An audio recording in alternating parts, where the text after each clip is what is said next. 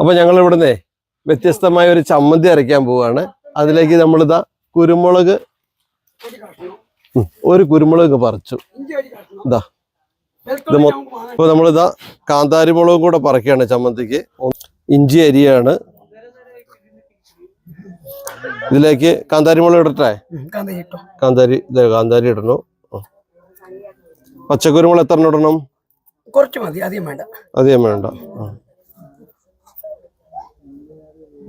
ഒരു ഇത്ര ഇത് മതി. കാന്താരി മുളക് ഇത് മതി. ഇതിങ്ങനെ ഇടിക്കുകയാണ്. പിന്നെ ഒരു ഇത്തിരി ഉപ്പോടെ ഇടുകയാണ്. കുറച്ച് ഉപ്പ്, ഒരു തുള്ളി മതി. മതി ധാരാളം മതി. ഉപ്പും കൂടെ ഇട്ടിട്ട് ഇതങ്ങോട്ട് ഇങ്ങനെയല്ലേ ആക്കി തന്നേ.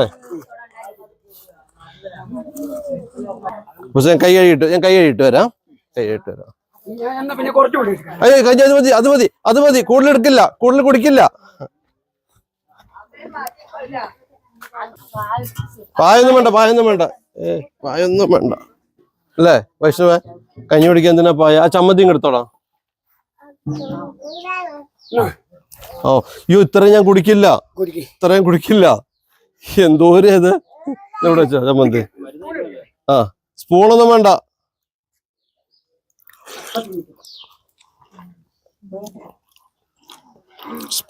വേണ്ട.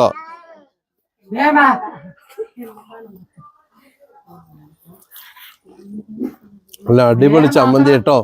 പുളിയില്ല, ഉള്ളിയില്ല.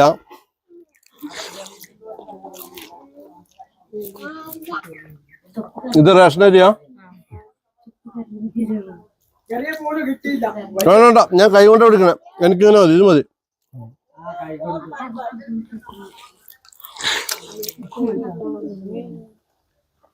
അപ്പൊ കേൾക്കുന്നോ?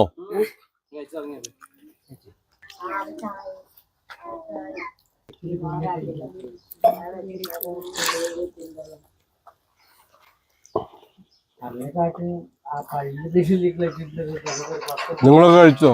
കഞ്ഞി കഴിച്ചോ? അവിടെ എന്താ ഇടിക്കുന്നേ? മുറുക്കാനാ?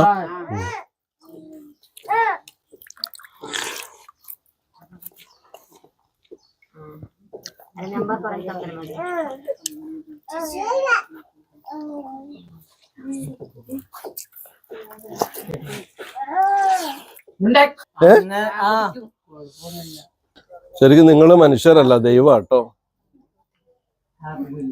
എനിക്കൊരു അച്ചമ്മയുണ്ട്, ഇതുപോലെയായിരുന്നു.